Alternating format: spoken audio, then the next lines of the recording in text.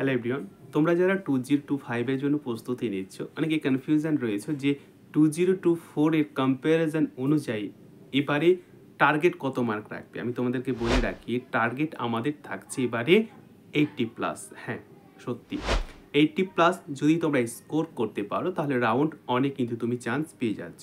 সত্যি যে কোনো ক্যাটাগরি হও, রাউন্ড অনে পাওয়ার জন্য তোমাকে কিন্তু 80+ নাম্বার নিয়ে আসতে হবে। তাহলে রাউন্ড অনে প্রথম চয়েসের সেই কলেজটি তুমি পেয়ে যাবে।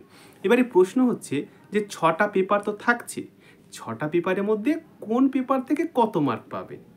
এটা একটা ডিফিকাল্ট কোশ্চেন। এই কোশ্চেনের সলভ আমি ছোট্ট ভিডিওর মধ্যে দিয়ে করে দেব। দেখো, প্রথমত বায়োলজি, বেশিরভাগ ক্ষেত্রে এটাকে ফোকাস করে আছো বায়োলজিতে কত মার্ক নেবে।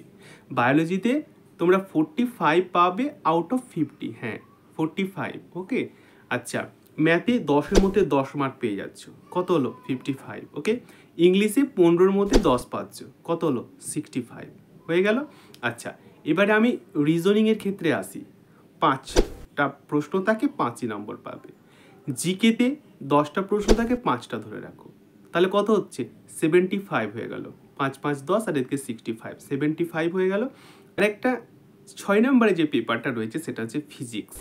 সেখান থেকে তুমি মোটামুটি 10 মার্ক ধরে রাখো, 10 মার্ক ধরে রাখো, বা 5 মার্ক যদি ধরো তাহলে 70+10 মানে 85, আর 5 মার্ক ধরতে পারলে ফিজিক্সে অনেকে কঠিন লাগে, অনেকে বলো বলে 5 মার্ক ধরে রাখো, তাহলে 80 কিন্তু তোমার মার্ক হয়ে যাচ্ছে। তাহলে 80 হয়ে যাচ্ছে মানে কি, রাউন্ড অন তোমার 100% বলে রাখছি, রাউন্ড অনে তোমার সিট অ্যালোটেড কিন্তু হয়ে যাচ্ছে। তাহলে এইভাবে ফোকাস করো। মেন উদ্দেশ্য তোমার থাকবে 2025-এ যে করে হোক সরকারি কলেজ তোমাকে পেতে হবে। ইউটিউব চ্যানেলটি সাবস্ক্রাইব করে পাশের বেলটি অন করে রাখো, ডেলি ক্লাসগুলো অ্যাটেন্ড করো, দেখবে তোমার নির্দিষ্ট গন্তব্যস্থল যেখানে সেটা কিন্তু অবশ্যই অ্যাচিভ করতে হবে। ভালো থেকো, অল দ্য বেস্ট।